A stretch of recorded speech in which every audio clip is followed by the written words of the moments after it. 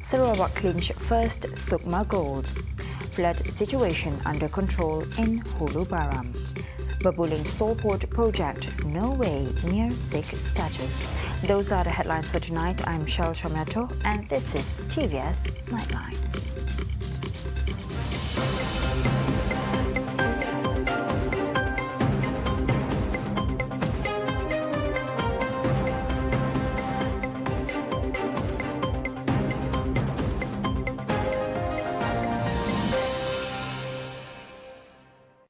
Sarawak contingent delivered its first gold medal at the 20th Malaysia Games or SUKMA XX through athletics.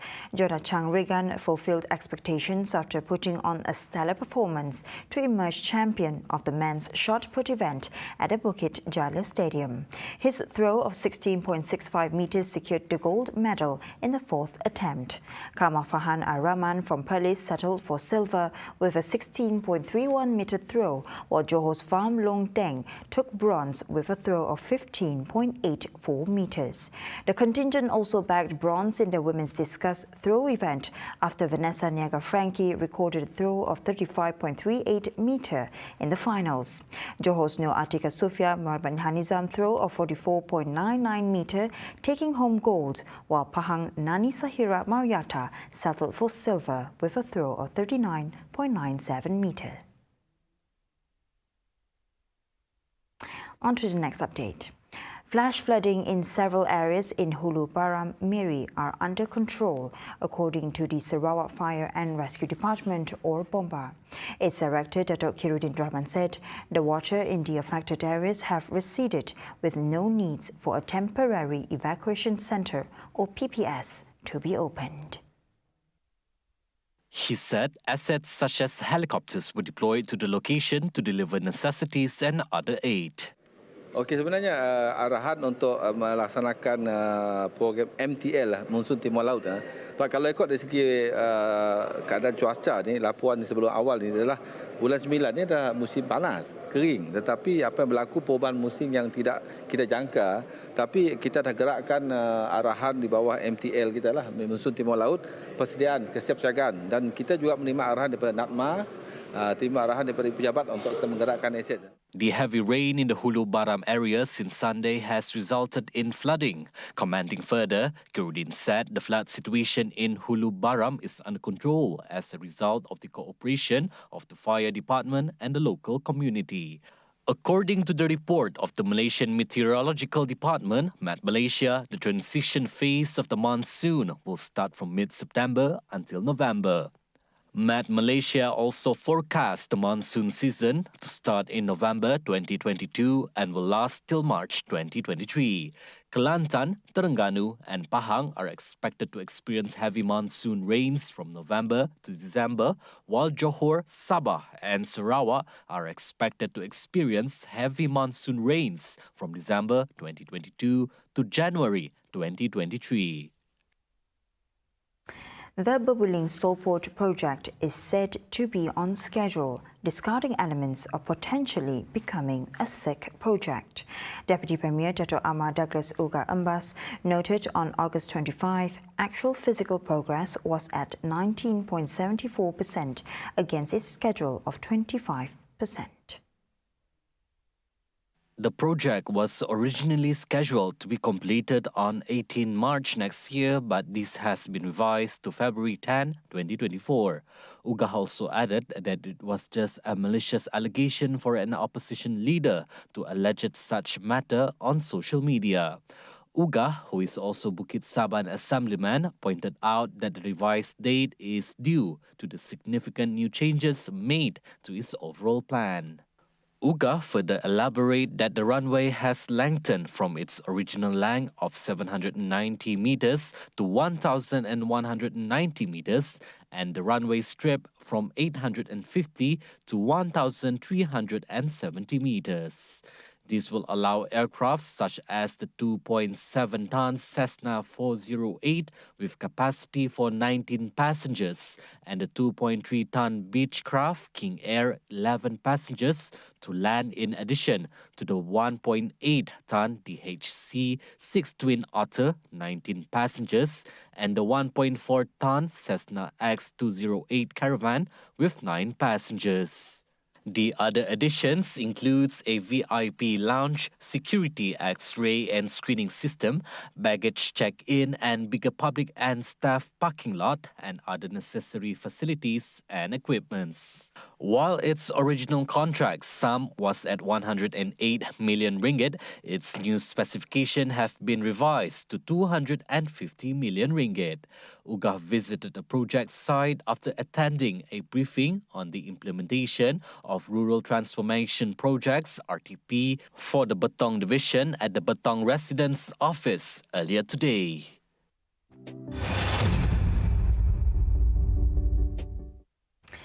Future generations of Sarawak must be taught 3 important dates to have the correct significance of the history, instilling the spirit of patriotism, as Sarawak has come a long way to ensure we celebrate the correct date in a significant way. This was pointed out by Batu Kitang Assemblyman Loh Kyo Chiang in his Malaysia Day greetings.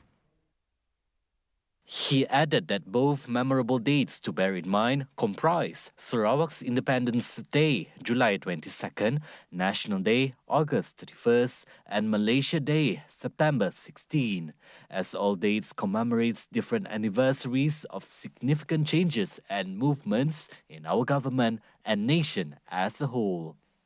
Malaysia Independence Day, also known as National Day or Hari Merdeka in Malay, is observed on August 31st and commemorates the Malayan Declaration of Independence of August 31st, 1957.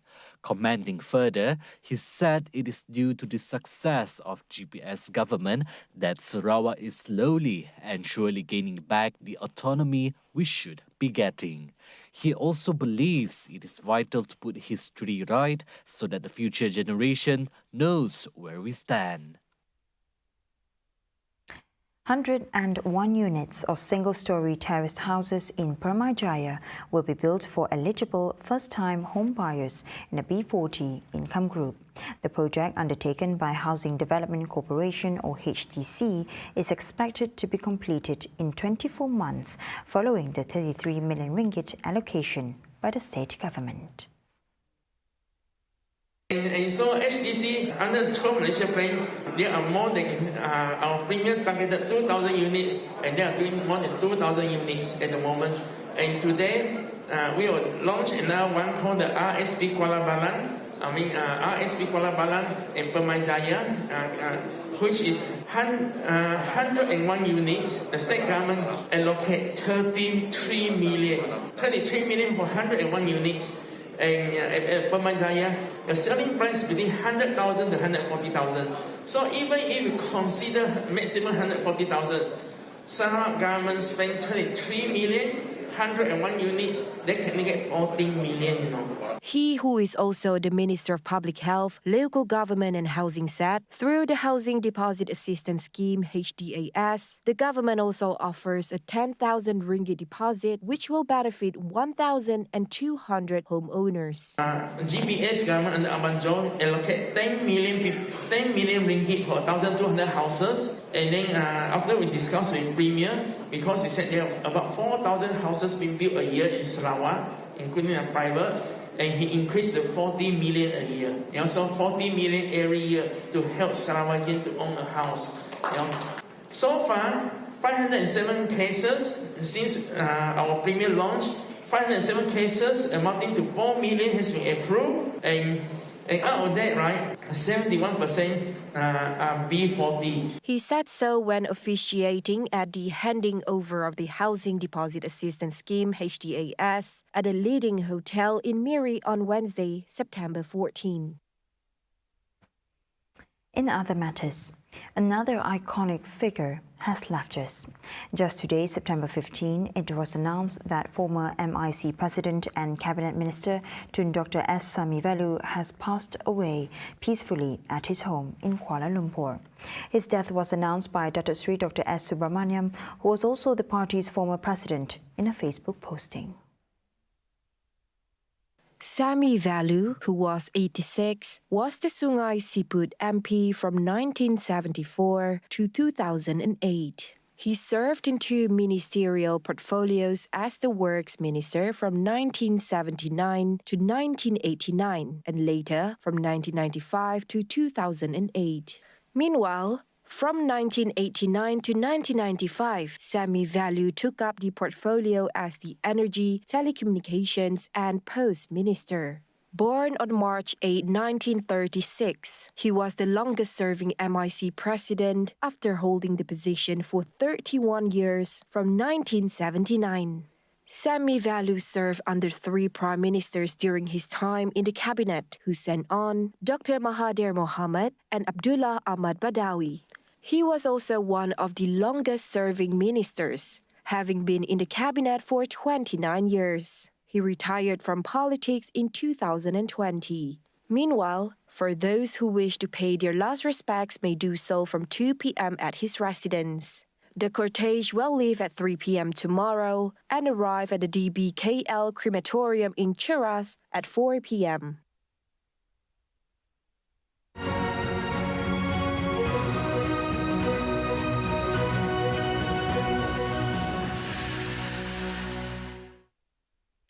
The Malaysia Agreement 1963 or MA63 is an important document that led to the formation of MA63 Special Committee, which preludes to the birth of the Federation of Malaysia.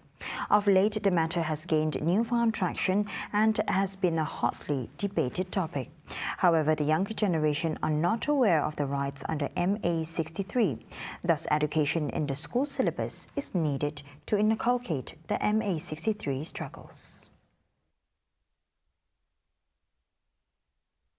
Sarawak autonomy, Sarawak rights, protecting and reclaiming our rights, and even different ways. Because we need constitutional experts to come up with this, legal experts to educate us, to promote our rights here, Sarawak rights.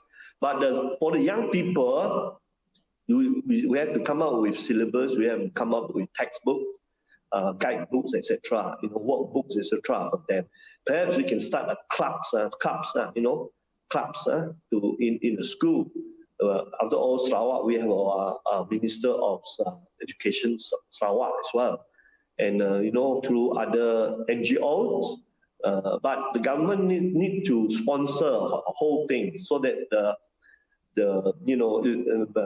Sarawak rights, Sarawak autonomy, literacy will be state-sponsored and will be systematic, will be effective. It is not just a hit and run or subject to kind of trigger happy because of certain subject, certain issue, like electoral rights. Election come, they talk about election right. It has to be systematic so that all of us, including our counterparts in Malaysia, in Kuala Lumpur, federal side, as well as Sabah, we can understand each other so that we have gaps to develop and learn from each other. Now you can see that the 18 to 25, was it? The group is coming up. So in other words, after Form 5 or even in Form 5, you are allowed to vote and that kind of thing, right? So the young people, if you know the syllabus, Sarawak as a part in history is very, very flimsy, very sketchy, very small. They were talking about different nationalities and different things about few facts about Sarawak, but they have no space for MA63. So I can fully understand why our young people cannot understand or cannot follow. Even some our younger adults, they were unaware of all these things. Government under Adinan Setam, our former Premier, former Chief Minister, and now our YB, Abang Jo, we can see that we are trying to bring up all the good sides of our MA63 and also Federal Constitution. Also, we are campaigning, educating in their ways. But I could see that it is not enough because we need to be very systematic now. If we are not systematic, then they will learn it piecemeal. Commenting further on the new agreement related to MA63 brought up in Parliament recently, Dr. Voon was in opinion that the current agreement should be respected and called for the new review towards the federal constitution. That actually MA63 has a saving clause. Okay, there's a security clause also in terms of safeguards as well, translated in the federal constitution. But there is also, as I said, saving clause so that people can change it. People can change the federal constitution through amendments, through etc. But many a times, because of the problems that we, over time, over space, and people forget, people are not looking into it. They were not being stressed. They are ignored. So a lot of laws are repealed, and some laws are added. We do not need a new MA63.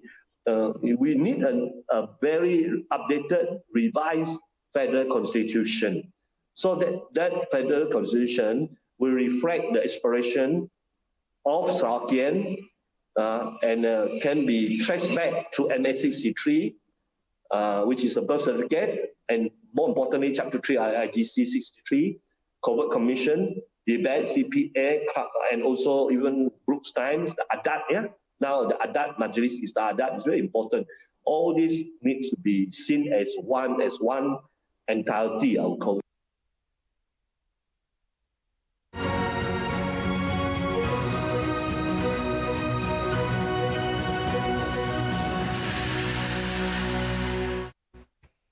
Coming up right after the break, Petronas donates 2.5 million ringgit to Pakistan monsoon response. PPS in full capacity, use of face mask recommended. Right here on TVS Nightline, stay tuned.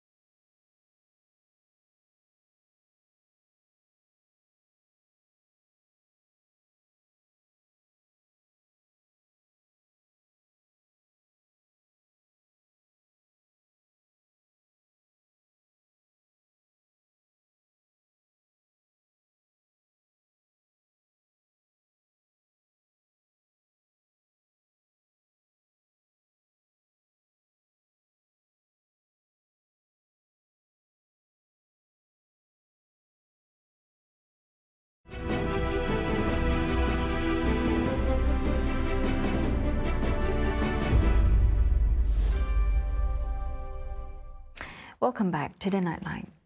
Petronas has donated an amount of 2.5 million ringgit to Pakistan monsoon flood response via Mercy Malaysia to aid the victims of floods and south and northwest of Pakistan. Petronas' Senior General Manager of Group Strategic Communications, Datin Anita Azrina Abdul Aziz, said that they have drawn up a 2-year plan to address the needs of Pakistan and post-flood essentials.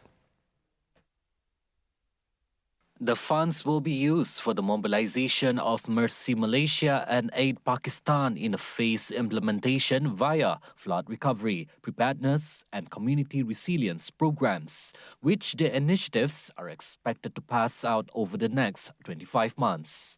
The Pakistan flood have affected 33 million people, with 560,000 homes were destroyed and more than 1 million houses were damaged. Mercy Malaysia President Dato Dr. Ahmad Faisal Muhammad Perdaus said the floods has brought concerns to climate change and global issues, which can prompt many health issues and socio-economic instabilities. The partnership between Petronas and Mercy Malaysia support its commitment to provide solution to address the public's vulnerability during or after crisis, which is through 3 key pillars: emergency health, humanitarian health, and development health. The partnership between these 2 companies have started in 2004 following the Indian Ocean tsunami and have extended assistance and reliefs to 7 countries, including Malaysia. Temporary Relief Centres or PPS for flood victims will operate at full capacity, with the wearing of face masks will not be made mandatory, recommended following the National Disaster Management Agency. NATMA Deputy Director General Mio Ismail Mio Akim said that this decision was made by the agency for its preparations for the northeast monsoon, which is predicted to begin in November and last till March next year. He added that the gotong royong cooking activities will also be allowed at the centre to enable the victims to get freshly cooked meals. Moreover, Ismail said that he encouraged the public to wear masks at centre as a precaution measure to prevent the spread of COVID-19. He said this during the Disaster Management Committee Secretariat and Technical Agencies Media Programme at the Smart Headquarters in Pulau Meranti on Thursday. On another note, Deputy Domestic Trade and Consumer Affairs Minister Datuk Rostul Wahid said individuals and non-governmental organizations, NGOs, will be involved in the flood disaster missions are urged to prioritize the purchase of local products as donation for the victims. He added such move would indirectly help entrepreneurs, especially from micro, small and medium enterprises (SMEs) to boost their businesses. He told reporters after the Buy Malaysian Goods Campaign 2022 launch on Thursday. Nanti bakal kami subak, tukar ngambil kami sampai datang ke rumah melamar kami lah untuk bernaung under company saya. Dia tu lain. You have money, you can do it for you. You can do it for you, aku. You can do it for yourself. Now, dunia duit. Bukan dunia kebolehan. So, untuk sidak yang pelapis baru, jangan memandang rendah pada orang lain. Selalu belajar and belajar. Terus belajar. Jangan kau fikir kau hebat sangat. No. Hai, aku ini Albert. Bergeluang aku dalam Pemerintah Borneo, TVS saluran 122 Astro Ngau My Review.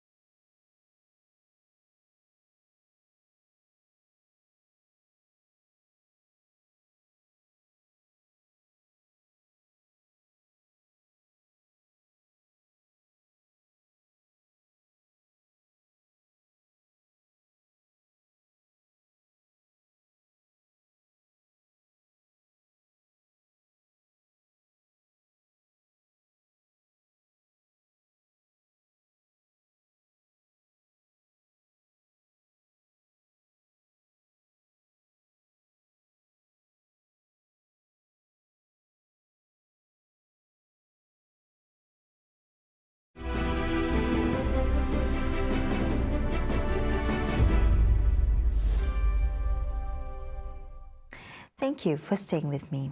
And now on to world affairs. Sudden high temperatures and rains have caused a glacier in Culat National Park in Chile to calve. According to Raul Cordero, an expert in climate change, he said the event is a direct consequence of global warming. Consecuencias del calentamiento global es que está desestabilizando varios glaciares y en particular algunas paredes glaciares inestables.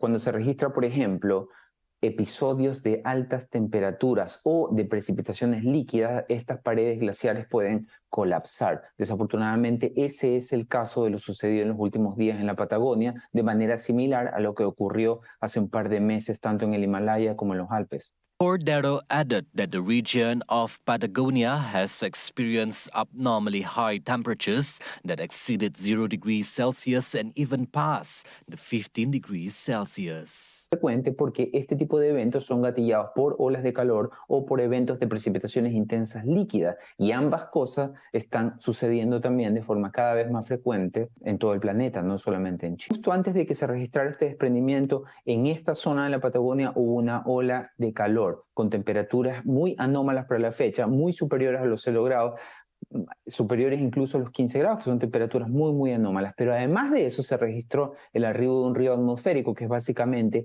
aire relativamente cálido, de origen tropical, cargado de humedad, que cuando se encuentra con la topografía que caracteriza el terreno andino y patagónico, forma grandes nubes y descarga precipitaciones en general líquidas. The heat wave, together with heavy rain, were caused by the tropical warm air in the area, are the factors behind the calving. Cordero said that climate change is becoming more frequent in recent years, not just in Chile, but in the world as well. The Sakapan are a small minority group located in Malaysia. Where are they located? They live in the Balaga district of Sarawak in Malaysia. To know more about the tribe, join Chairman of the Sakapan Association, Eric Joinadangan, on Sejahtera Asia tomorrow with host Ghazali, Sharon Kazia and Alexan. 7:45 a.m. only on TVS Astro Channel 122 and My Freeview.